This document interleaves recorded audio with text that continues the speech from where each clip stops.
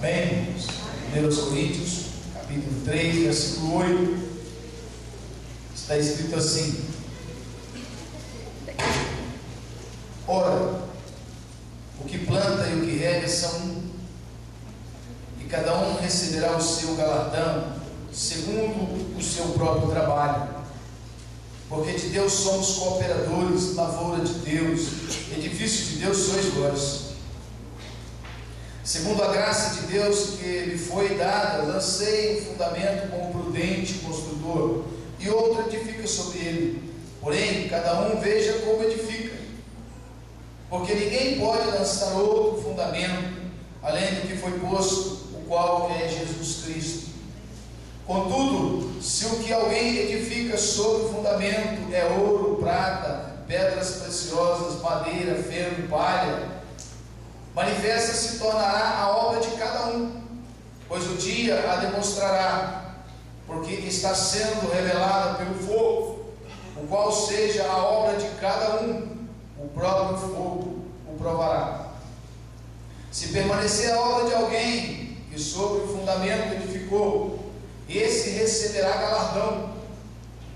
E se a obra de alguém se queimar, sofrerá ele dano, mas esse mesmo será salvo, todavia, como que através do fogo. Não sabeis que sois santuários de Deus, e que o Espírito de Deus habita em vós? Se alguém destruir o santuário de Deus, Deus o destruirá, porque o santuário de Deus, que sois vós, é sagrado. Glória a Deus. Amém? Graças a Deus. Tiago e Aline, antes que eu esqueça, vocês acham que amam a Heloísa. Vocês vão amar cada dia mais. Esse amor só tende a aumentar. A gente não entende esse amor pelos filhos. Os que são pais aqui sabem exatamente o que eu estou dizendo. A gente pensa que ela não está pequena. A gente ama sim, mas é um amor que vai aumentando, aumentando, aumentando. A gente não consegue entender. Porque Deus nos ama muito mais do que nós amamos os nossos filhos. E por isso Ele cuida de nós, como você e a Aline cuida da Heloísa. Amém. Continue cuidando dela. Isso é um tesouro de Deus na vida de vocês. Amém? Amém. Irmãos, esse texto nos traz aqui algumas verdades e algumas curiosidades que eu gostei muito de estudar e vou aprofundar um pouco mais nesse texto. E o apóstolo Paulo está aqui fazendo uma exortação, um ensino, uma apologética, defendendo valores bíblicos e cristãos para os crentes daquela comunidade de Corinto. E o certo é que alguns cristãos de Corinto estavam querendo colocar a sua fé firmada em algumas pessoas. E essas pessoas não eram pessoas quaisquer, eram pessoas que tinham no meio cristão credibilidade. Alguns estavam ali querendo ser discípulos de Pedro, Cefas, outros de Apolo, um grande pregador, outros do próprio apóstolo Paulo e outros que se diziam melhores do que todos esses eram de Cristo. Então, se você é de Paulo, se você segue Apolo, se você segue Cefas, então eu sigo Cristo. Mas esse ponto não é o ponto principal. É que eles estavam colocando a sua fé em algo alternativo. Estavam seguindo os pregadores e não o objeto da pregação. E isso, o apóstolo Paulo, tomando conhecimento disso, ele resolve escrever a eles. E ele vem escrevendo acerca disso, que vai dizendo: olha, o fundamento da nossa fé é Cristo. Eu posso chegar aí e pregar o Evangelho, mas o Evangelho não é meu, eu sou o cooperador dele nessa caminhada. Então o Evangelho é dele. Então nós precisamos entender que nós somos cooperadores. O Evangelho não é nosso,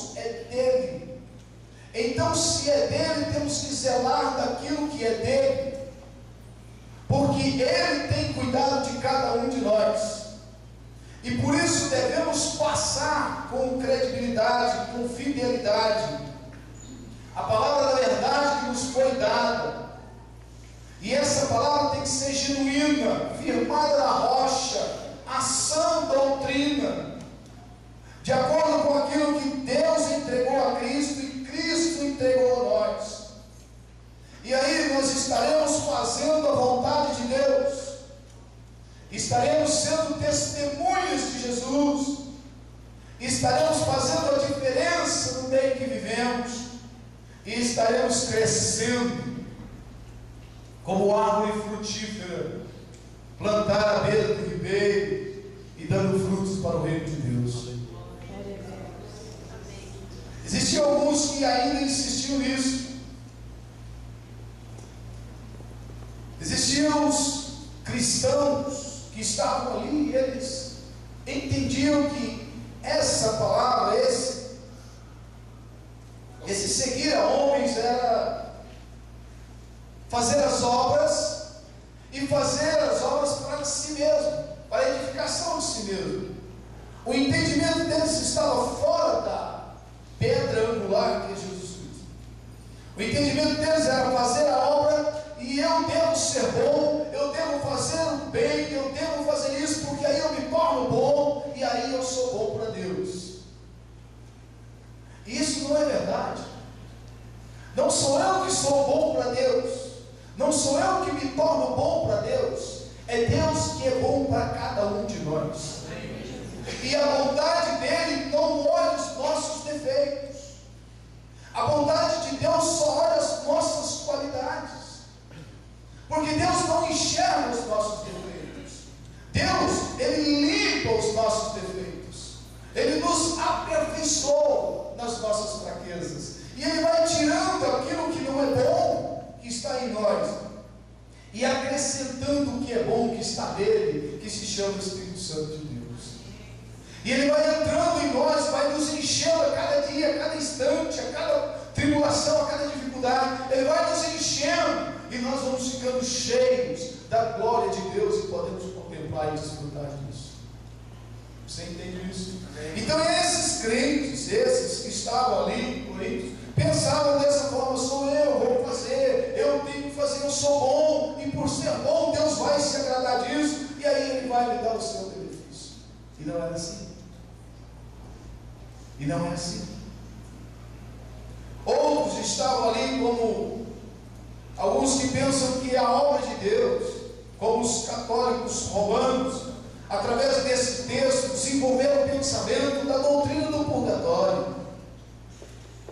Utilizando desse texto, eles pensavam da seguinte forma: que você poderia fazer o que quisesse, e que depois que você morresse, você estaria no local entre o céu e o inferno, no purgatório, e no purgatório o fogo do inferno ia purificar o seu pecado, mas para isso você teria que ficar algum tempo lá, e quem determinava esse tempo eram os líderes religiosos, a ponto de alguns deles, em detrimento do enriquecimento, vender as indulgências, vender a salvação, vender a retirada desse povo do purgatório. Baseado nesse texto, o fogo provará então, o fogo do inferno que ia provar os pecados ou as falhas. Então ele seria purificado e estaria pronto para uma nova vida com Deus. Nesta ótica, dificilmente alguém ficaria no inferno. E isso não é verdade. Por outro lado, nós encontramos aqui três tipos de pessoas que nós podemos identificar. O primeiro deles é aquele que destrói o templo de Deus, o santuário de Deus. Esse que destrói o santuário de Deus, queridos, eu tenho falado sobre isso muitas vezes, eu tenho escrito sobre isso muitas vezes, eu tenho discutido sobre isso muitas vezes, e aqui mesmo na igreja eu tenho falado contra eles. Não para enaltecer o ministério do pastor Marcos Luiz, de forma nenhuma, mas porque eles não temem a Deus e precisam ser parados de alguma forma. Eles invertem, distorcem a palavra de Deus em benefício próprio e querem se enriquecer da boa vontade daqueles que são inocentes acerca das suas artimanhas. E eles estão aí, são os destruidores de templos, são os destruidores de ministério, são os destruidores da carreira missionária. Eles destroem às vezes até a si mesmo, destroem aqueles que estão aos seus lados. Às vezes a pessoa tem um ministério lindo de ser um missionário no campo, aí chega aquele destruidor de sonhos e diz: não, você não pode ir, você não deve ir. Deus te comissionou, Jesus te chamou, e você precisa abrir as portas do seu coração para fazer a obra, mas fazer realmente de coração, de corpo, alma e espírito, não visando o seu benefício, mas o benefício do corpo de Cristo, que é a igreja santa, imaculada, perfeita, que vai se encontrar com Cristo na glória. Amados, nós somos esta igreja. E outro dia eu vi um desses pregar sobre esse tema, dizendo que a igreja é terrível, dizendo que a igreja ela é composta de ímpios e santos. Não é verdade. Que a igreja precisa da sua pregação para que a igreja possa encontrar o caminho. Não é verdade. A igreja não precisa desses pregadores. A igreja precisa entender quem é o seu líder, quem é o seu cabeça. O seu líder e cabeça é Cristo, e ela deve trilhar o caminho de Cristo, e não o caminho de vós pregadores, porque eles falam das doutrinas de si mesmos e não pregam a sã doutrina do Evangelho de Cristo. Eles distorcem a palavra, usam os seus benefícios. Isso é terrível. E eles não temem a Deus, mas encontrarão com Cristo no tribunal, e eles terão que explicar isso e não vão conseguir. Serão aqueles bodes separados das ovelhas, porque a ovelha não sabe para onde ir, mas ela segue a voz do seu pastor. Ela ouve a voz do seu pastor, ela segue a voz do seu pastor, e por isso ela não se perde. Ela pode não ter um senso de orientação perfeito, mas os ouvidos da ovelha é bom, e ela ouve o seu pastor, e ela o segue. Queridos, na pregação desse cidadão, ele dizia que a igreja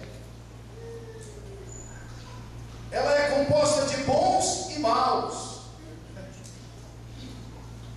A igreja de Cristo só tem pessoas boas, porque eu consigo ler na carta aos Efésios que nós somos feitura de Deus, criados em Cristo para as obras boas. A igreja é boa, a igreja é santa, a igreja não tem defeito, a igreja do Senhor não tem defeito. E eles querem colocar que a igreja tem defeito e colocar Deus na parede para que ele sane esse defeito. Não, estão enganados. Estão enganados. A igreja é perfeita, a igreja é santa, a igreja é fiel, a igreja é a noiva do Cordeiro, a igreja é intocável, a igreja é militante, a igreja verdadeira, só ela é composta de santos, lavados e remidos. Não é a igreja como instituição, onde tem de todo jeito, mas a igreja de Deus, o corpo místico de Cristo, não tem defeito. E eles querem dizer que tem. São mentirosos, são perigosos.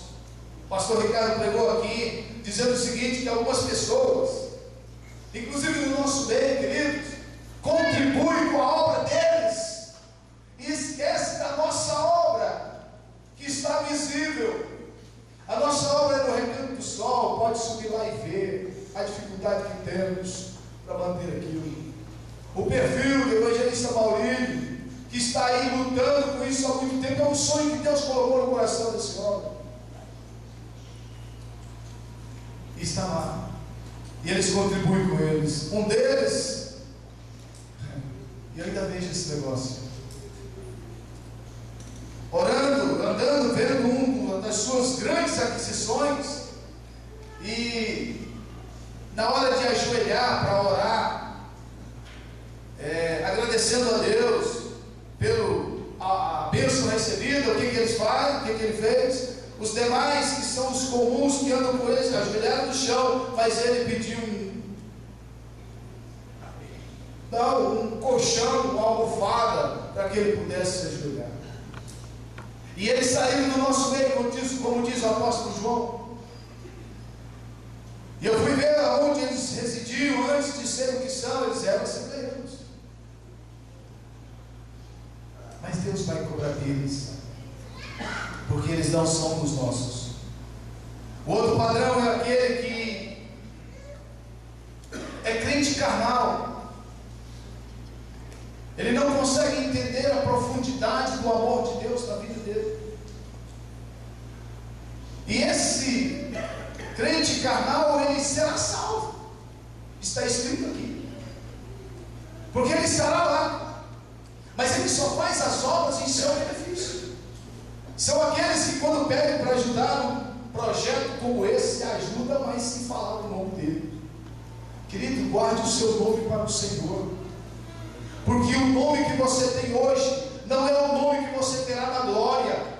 O nome que você terá na glória está na mão do Cordeiro de Deus. Ele é uma pedrinha branca, ele vai te entregar e só ele sabe qual o nome que é. Esse nome é seu e ninguém toma. Ele sabe desde a eternidade, ele sabe o seu nome. Desde a fundação do mundo, ele está com o teu nome escrito no livro da vida. E às vezes a gente fica pensando que é o nome Marcos Vinícius, que está no livro da vida. É o nome eterno daquele que se chama hoje Marcos Vinícius, que está escrito no livro da vida. Esse nome foi Deus quem te deu e ninguém toma. Eu não consigo entender porque as pessoas trabalham em seu benefício. Eu preciso trabalhar para a obra de Deus, para o engrandecimento da igreja. Vamos cerrar filas, vamos nos unir, vamos pegar esses projetos, trabalhar no coração, trazer isso para dentro de você. Interiorize, ajude, não critique.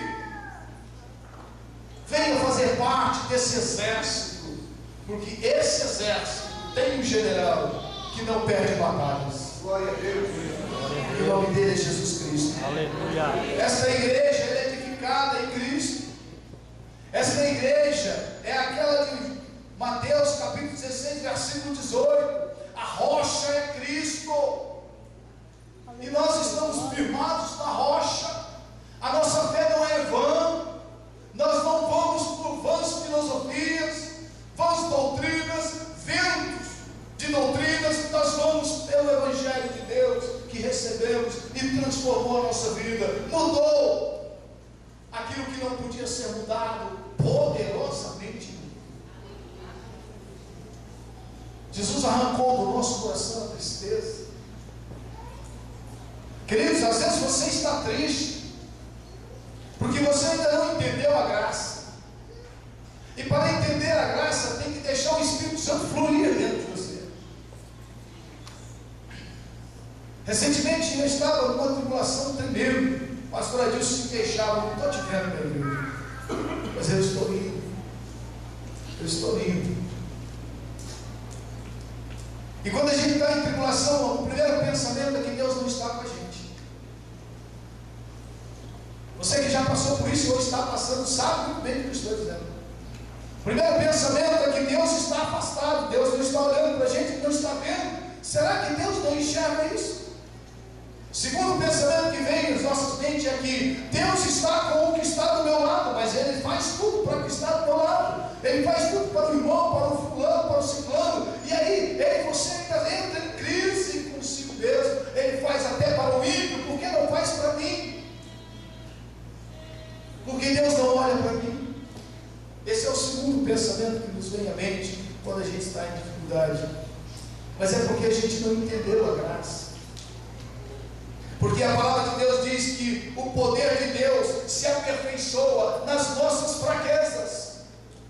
O apóstolo Paulo estou forte, eu estou fraco, e quando eu penso que estou fraco, aí eu estou forte, porque quando eu penso que estou forte, eu confio nas minhas forças.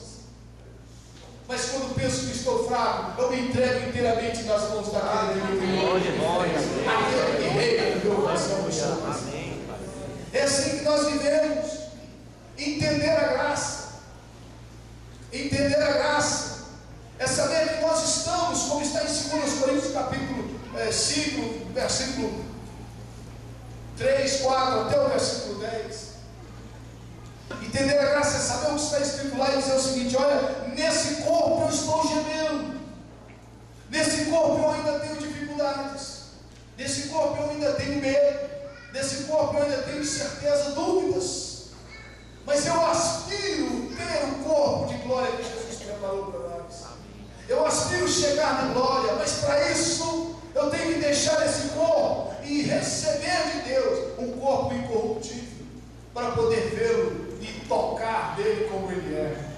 E é por isso que nós estamos firmados nesse pensamento. É este o pensamento da igreja: pensar além do que nós podemos ver. Porque nesse mesmo texto, o apóstolo Paulo vai tecendo um comentário: as coisas que nós vemos são efêmeras, passageiras, mas as coisas que não vemos são eternas, e dá para nós um peso de eterna glória. Aleluia. E quanto mais nós estamos em Cristo, queridos, mais nós teremos dificuldade nesse mundo. Jesus falou uma coisa interessante: que no mundo que vivemos nós teríamos grandes dificuldades, tribulações, mas terminando isso, Ele não nos deixa somente com esse pensamento. Ele disse: olha, terão tribulações sim, serão perseguidos sim, mas anime o vosso coração, tenha bom ânimo, porque Ele venceu o mundo para nós. Amém. E em Cristo somos mais que vencedores. Em Cristo podemos agora comemorar ou celebrar a ceia do Senhor. Em Cristo podemos relembrar tudo o que Ele fez em nosso benefício. Em Cristo nós entendemos que mesmo na tribulação, o nosso coração se alegra, porque Ele está conosco todos os dias. Ele não nos abandona. E o caminho que Ele trilhou, Ele vai conosco, não nos deixa só. E se você tem algum motivo para falar contra o nome do Senhor, mude de ideia, entre na presença de Deus, deixe o Espírito Santo de Deus trabalhar na sua vida e glorifique o nome dEle. Entenda de uma vez por todas, queridos, que Jesus morreu por nós e Ele ressuscitou. E porque Ele ressuscitou, nós também estamos vivos para sempre. Aleluia. E a gente começa a entender por que o apóstolo João vai escrevendo, capítulo 11, aquele que crê em Jesus Cristo, ainda que morra, viverá. E aquele que está vivo como nós estamos, jamais morreremos.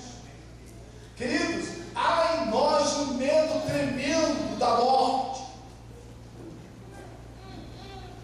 E a gente fica por entender. A gente não quer morrer. Quando alguém morre, a gente fica triste. Ao passo que deveria ser o contrário, se a gente entendesse a graça. Se eu morrer agora, eu acho que ela não vai ficar feliz. Mas ela deveria ficar feliz porque eu vou para Cristo. Eu tenho convicção disso. E nós precisamos viver a cada dia com essa convicção do nosso coração. Amém. Se eu morrer agora, eu vou encontrar com o Senhor. Amém. Aleluia. Se você morrer agora, Jesus está te esperando. E você tem que ter esse pensamento e essa certeza no coração. Isso tira todo o medo. Aí nós entendemos por que Estevão não teve medo. Nós entendemos por que os heróis da fé, escrito por Orlando Boyer, eles não tinham medo. Nós entendemos que hoje, nesse exato momento, existem cristãos, irmãos nossos, sendo queimados vivos por causa desta palavra santa, e eles não têm medo, porque perderam o medo. O amor de Deus que daqueles que servem a Deus, tira todo medo. E você pode glorificar o nome do Senhor nisso. Glória a Deus, aleluia. Porque nós somos dele, lavados e remidos pelo sangue do Cordeiro. Eu quero ler um texto com você, 2 Coríntios, capítulo 4, versículo 16.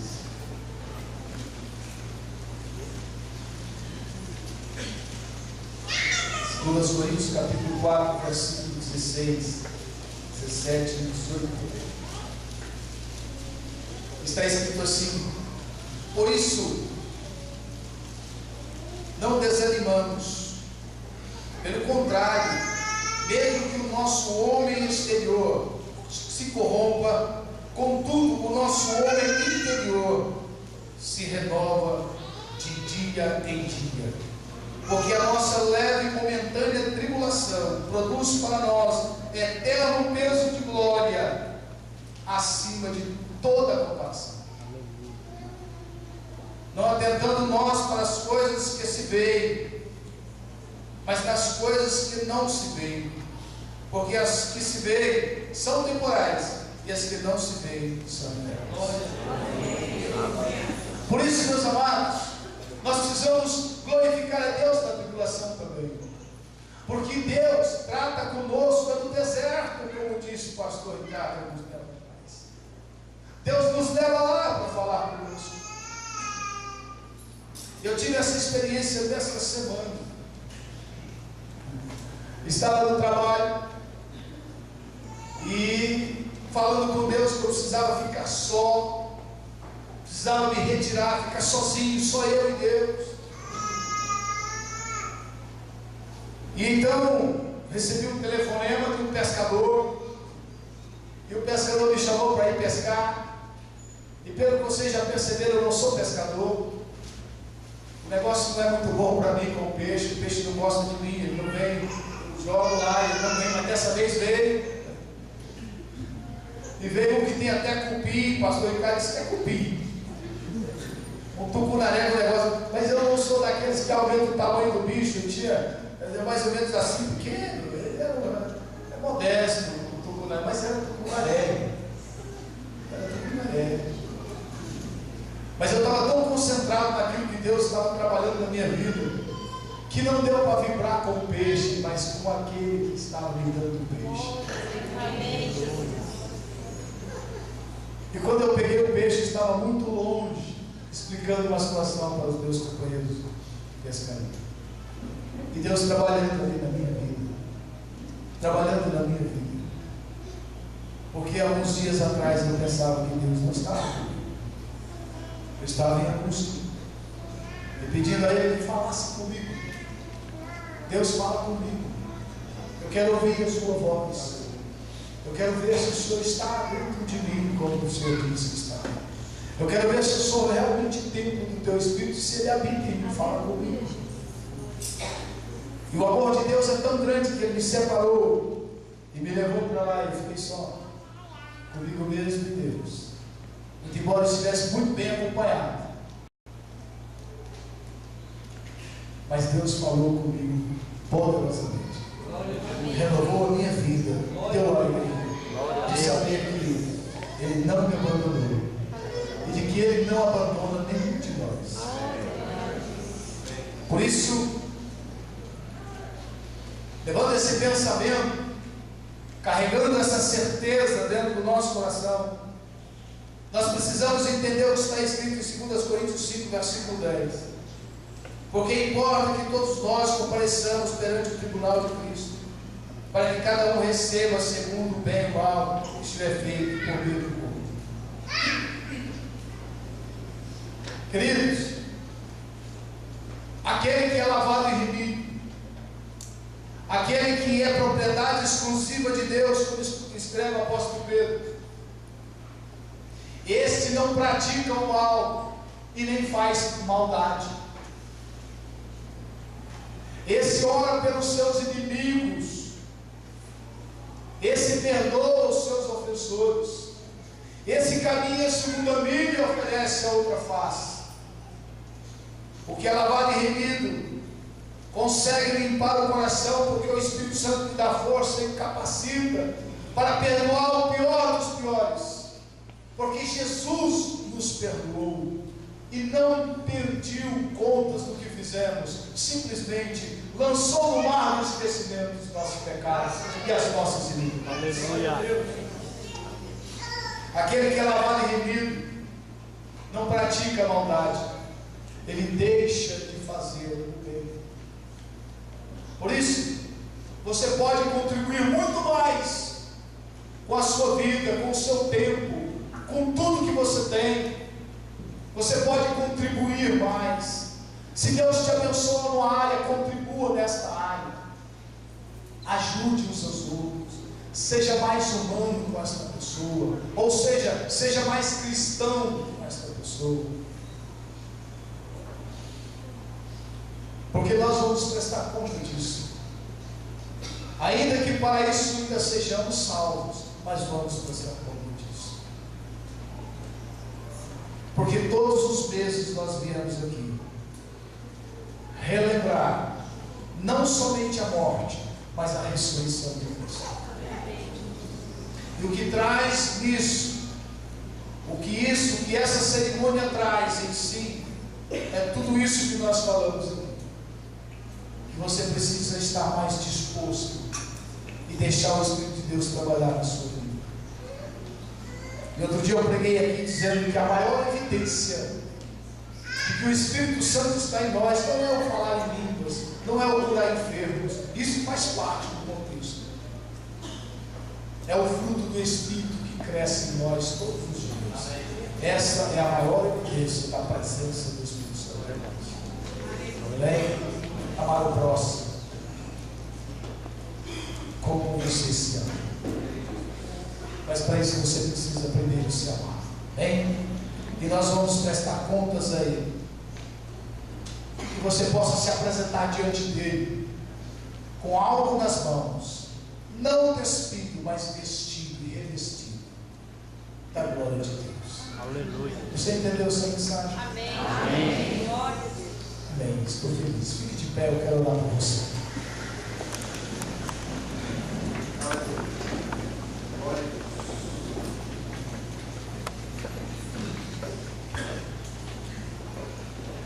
Feche seus olhos, curva sua cabeça.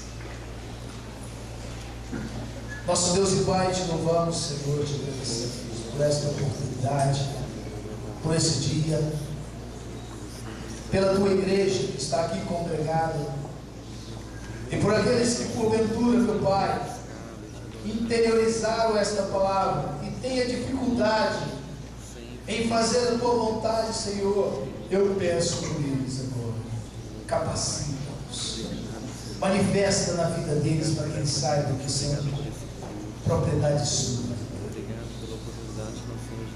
que eles possam entender que o teu evangelho genuíno é perfeito, o teu evangelho cura, liberta, salva, a tua palavra é a verdade, a tua palavra é a vida eterna. E aqueles que compreendem isso, Pai, coloquem no coração deles, na mente deles, a sensibilidade de estar ensinando os mais fracos da fé, carregando-os, caminhando com eles a segunda milha, falando do teu amor, da tua bondade, da tua graça. E que essa graça encontre abrigo nos corações de todos aqueles que ouviram tua palavra e ainda não te conhecem, para que eles possam se render a essa graça maravilhosa. E porque por ser graça, ninguém precisa dar nada, nem fazer nada, apenas abrir o coração e deixar o teu Espírito entrar, porque o Senhor está às portas agora e bate. Se você está sentindo alguma coisa aí, não é ninguém, é o Espírito de Deus batendo no teu coração. Aleluia. Eu não sei como você entrou aqui, mas Jesus sabe, e Ele te trouxe aqui. Não foi ninguém que te trouxe, foi Ele que te constrangeu a estar aqui. porque Ele sabe exatamente o que você precisa, e você precisa da graça de Deus na sua vida, do Espírito Santo de Deus sendo derramado poderosamente no teu ser, porque você precisa estar nesta cerimônia, não esta de hoje, mas aquela que haverá nos céus, no encontro com o Senhor nos ares. Você precisa participar não somente das bodas, mas da ceia das bodas. Você precisa estar ligado na rocha, em comunhão com Deus, lavado e remido, perdoado de todos os seus pecados. E ainda que isso aconteça, Ele é o nosso advogado, porque somos dele. Ó Senhor, estamos felizes porque somos teus. Continue cuidando da tua igreja, do teu povo. E abre os nossos olhos, abre os nossos ouvidos, e abre o nosso entendimento, para não sermos de forma nenhuma ceifados e usados pelo Deus. Essa é a nossa oração nesta noite, abençoando a tua igreja,